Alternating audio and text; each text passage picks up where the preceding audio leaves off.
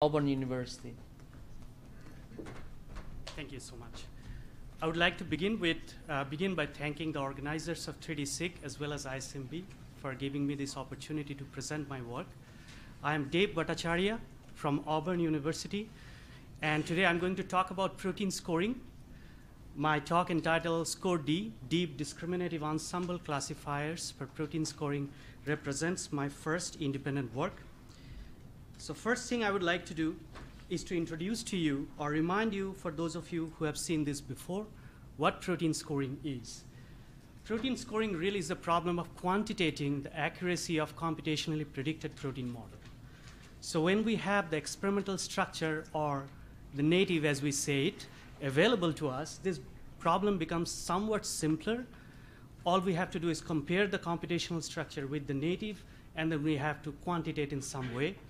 As shown here, we, for example, show two models, model 1 and model 2, in rainbow color, overlaid on top of the native structure, which is on the gray. Just by simple visual inspection, we could see that model 2 is in better agreement with the native, so therefore it should be scored higher. This problem becomes somewhat more complicated, however, when the native is absent, and that's what I refer to as protein scoring. In that case, we have to predict the accuracy of a predicted model. And this goes by several other names, such as quality assessment, estimate of model accuracy, or quality estimation. But the major problem is, given a protein model and without knowing the native structure, what would be its score? Why protein scoring is important? It's important because it helps us to distinguish folded structure from alternatives, aka decoys. It also helps us to rank pool of models, computationally predicted models, to select the best models among the pool. And ultimately, all this helps us to guide the 3D structure modeling to predict protein structure. So let us look at some of the ways the protein scoring is done. Roughly speaking, the approaches for protein scoring can be broadly classified into 4 different classes. First of all, we have the physics-based molecular mechanics force field, which uses laws of physics to model, to score protein. Then we have knowledge-based statistical potentials, which uses mostly Bayesian statistics for protein scoring. We also have unsupervised clustering or structural consensus-based approaches, which uses multi-model approach for protein scoring. And we also have supervised machine learning way, which uses learned model to predict structure from, predict the score from a protein decoy. Now, the supervised machine learning approaches have been gaining very promising attention, particularly as shown in the recent cast, both by participating groups as well as the enhanced accuracy. So let us take a deeper look to see what actually they do.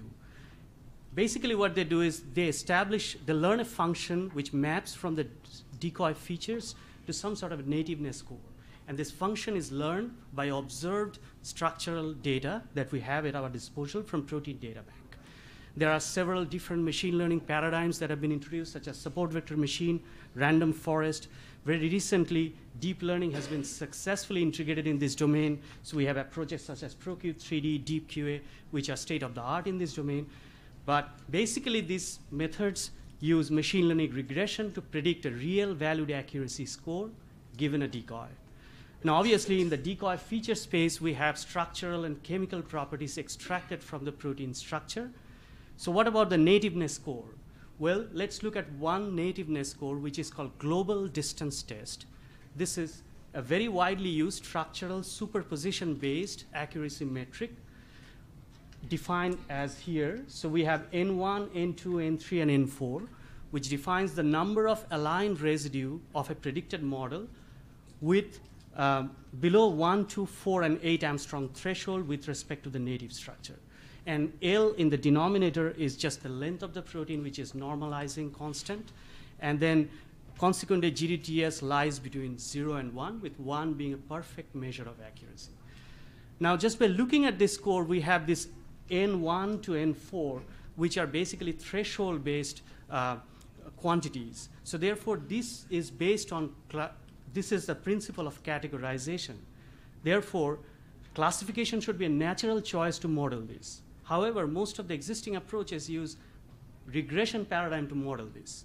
So we exactly did this. We cast the protein scoring problem by modeling GDDTS using binary classification. So we introduced binary classification for modeling GDDTS, and that's what conceptually new in scoreD. So we came up with a new scoring function called scoreD, which is supervised binary classification-based protein scoring method. So in terms of features, we use very traditional, widely used feature space consisting of sequence profile conservation, using SciBlast, predicted versus true structural agreement, and Rosetta centroid energy terms. In particular, we use 12 terms and normalize them. In terms of labels, we use 2 class labels: positive class, when a residue falls below a specific threshold with respect to the native, otherwise negative class. And we vary this threshold, this R, from 1 to 4 and 8 to model GDDTS. Naturally, we want to learn a function which maps from this feature space to the label space. And since we are using 4 different distance thresholds, we have to use an ensemble of binary classifiers. Now, to do that, for training our model, we collected 3D robot decoy dataset consisting of evenly distributed 300 protein decoys, each having 300 proteins, each having 200 decoys. And then we apply a GDDTS binning for removing redundancy to have 1,600 plus decoys. Next, we looked at what is the proportion of positive and negative classes in our data set to see whether the class labels are balanced or not. And it turns out, here we show the proportion of positive and negative for each of these 4 different distance thresholds. As we can see that for 1 Armstrong threshold, positive class is roughly about a quarter of that negative class. And the phenomena gets completely reversed at 8 Armstrong, where the positive class vastly outnumbered the negative class, being about 4 times. So therefore, class imbalance problem exists in our data set, and it is much more pronounced at the highest and lowest distance threshold. And we have to find a way to tackle the class imbalance problem for better learning. It turns out a solution to this comes from a recent development called Deep Convolutional Neural Field, or Deep CNF. This is basically an integration between Deep Convolutional Neural Network and Conditional Random Field. A schematic representation of Deep CNF is shown here. From the first layer to the kth layer or the last layer is basically just a deep CNN. And final layer, the kth layer to the output layer, it is modeled using a conditional random field. And it has been shown repeatedly that it is better for sequence labeling tasks, particularly for imbalanced data distribution. And they do that by maximizing the empirical area under the ROC curve. And it is shown to outperform the traditional way of training. So this is a perfect solution for our case because we have imbalanced data distribution. So we embraced deep convolutional neural fields for our classifiers. So here's the overall architecture of scoreD then. So again, we have 3 different types of input features, which are sequence profile conservation, agreement between predicted and secondary, predicted and true structure, and the Rosetta terms. And then we have an ensemble of 4 different deep CNF classifiers, each trained using one specific threshold, which classify each residue to be below a specific threshold. And this gives rise to 4 sets of classification, and then we just combine them in a weighted fashion to construct a probabilistic equivalent of GDDTS. And that's what we are calling scoreD. So scoreD is nothing but a probabilistic equivalent of GDDTS score. Consequently, it lies between 0 and 1, with 1 being perfect prediction. And each of these deep CNF classifiers have 5 hidden layers, with each layer having 50 neurons with a window size of 21 and sigmoidal activation function, which we optimized in a different data set. Let's look at some of the results. So we did a large-scale benchmarking comprising of 258 proteins to understand and compare the performance of scoreD with respect to the state of the art. And first thing we did is to look at what is the ability of scoreD to recognize native structure from decoy. This is important because if a scoring function consistently recognizes native structure from alternative structures, then it could do very well in structure prediction. So we collected two different data sets, Modeler and Rosetta, representing the template-based and pre-modeling scenarios. And we used their original data set as well as a 3D robot counterpart, which is evenly distributed and therefore much more challenging than the original data sets. And then we compared them with state-of-the-art statistical potentials in terms of percentage of times native recognized and the z-score of the native, which specifies how well native is ranked higher than the decoy. And here we show the performance in the y-axis, the percentage of native recognition, and the x-axis are the different statistical potential along with the scoreD. Now in both this original and 3D robot set, as shown in red and violet, scoreD outperforms the statistical potential, and the dotted line represents the average of the statistical potentials on the original, and the solid line is on the 3D robot set. What is interesting is as soon as the data set changes from original to 3D robot, all the statistical potential has a drastic drop in native recognition ability. scoreD, even though there is a drop, it's much better than statistical potential. And the same trend continues for z-score, where scoreD outperforms than all other statistical potentials, and as well in both original and 3D robot set. So therefore, it says that we have a better native recognition ability, and scoreD is much more less prone to be fooled by very challenging decoy set. Now we looked at ability of scoreD to rank decoys and select the best decoy from a pool.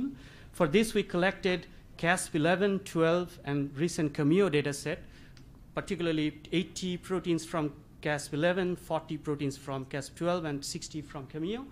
And we compared with state-of-the-art approaches that uses machine learning for this task. ProQ2, just for our understanding, uses support vector machine. ProQ3 uses support vector machine with Rosetta energy set.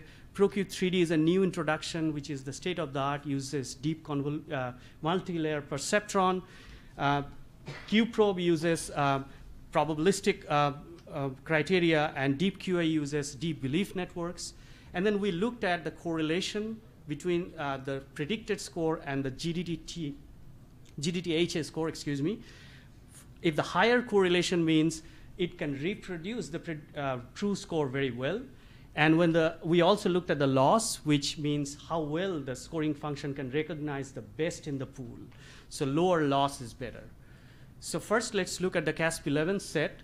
So we actually see that scoreD attains the highest correlation of 0.65, whereas all other methods are less than 0.6 in terms of correlation. This is the Pearson correlation I should have mentioned. And in terms of loss, however, scoreD ranks just at the second place, with ProQ3 and ProQ2 tied up for the first place. So we have achieved highest correlation of 0.65. All others are below 0.6. And we have a comparable loss of 0.079, whereas others, the best possible is, best in this set is 0.078, so it's still comparable. Next, we'll look at CASP 12 set, where again we see the scoreD's correlation is highest, and it outperforms all other methods. In terms of loss, however, we have a slightly higher loss than the other methods. So again, we achieved correlation of 0.7. All others are below 0.68. And we have a relatively higher loss of 0.1. And the best is 0.095. Still very close, but we have some room for improvement in loss. And finally, we have the CAMEO data set, which is continuous evaluation of structure prediction.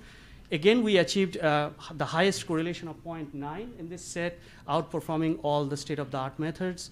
And again, we see the trend that loss is somewhat on the higher side compared to the others. So, so the highest correlation is 0.9. Others are below 0.9 range. But the CAMEO set has very few decoys, so this performance has to be taken with a little bit of grain of salt.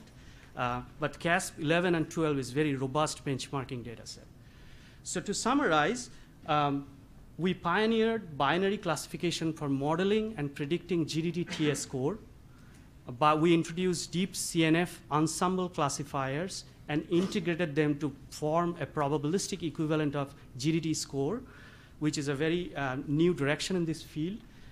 We have the improved native recognition, and our scoring function is much more stable when we go into a very challenging data set. It is less fooled by very difficult, evenly distributed data set. We achieved best correlation in CASP CAMEO sets consistently, and we did some statistical calculation. It is statistically significantly better than the best other methods. There are, however, room for improvement in loss, which we are working on. So with that, I would like to conclude by saying that scoreD is a promising new direction in protein scoring. We are trying to improve upon it by optimizing different parameters, by benchmarking rigorously on large-scale data sets. With that, let me end my talk. Thank you very much for your attention. I would be happy to take any questions.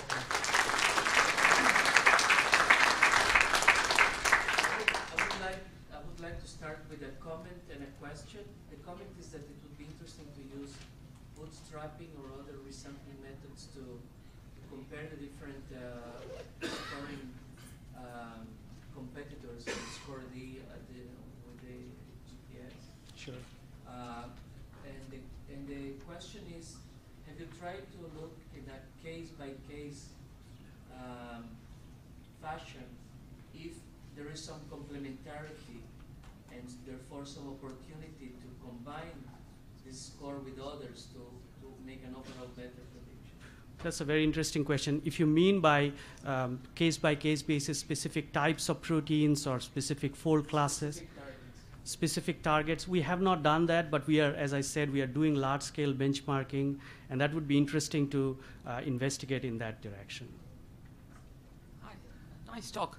I was wondering, take a case where you have a protein in two states, state 1 and state 2, and where state 2 has undergone a huge conformational change, and they are a perfectly good functional states. And if you score those two proteins, how would your score discriminate? Would it give an equally likely score for each of them, or? Interesting question. So since we are using a supervised machine learning, and the model is trained based on protein structures that are deposited in data bank. Right. So we are basically not looking into dynamics of proteins or changes in functional states, but that would be a very interesting direction to explore further. Because subtle changes would have a lot of discriminative We power. have not, in full glory, we have not done that. Thank you. Thank you. Thank you for your presentation. I have two questions. So your deep learning models are trained by the GDTS values. So that means the binary classification of the 1, 1, 2, 4, 8. But in your result, you are using the GDTHA. So threshold is different. Why did you That's change? a good observation. And the reason we did that is we trained our model in GDTTS, whereas the competitor methods that we compared against may not have. Specifically, some of them used S-score, some of them used TM-score or other methods, other scores. So we wanted to be fair and compare an independent scoring function, but the results of GDTTS tell the similar story. Okay. Yeah, second question is about the data set in the CASP. So did you use the whole predicted models in the CASP 12 and 11, or did you select some specific subset of the models? We used the whole predicted model, the full, all the server predictions. Thank you. Yeah, thanks. Thank you very much. Thank you very much.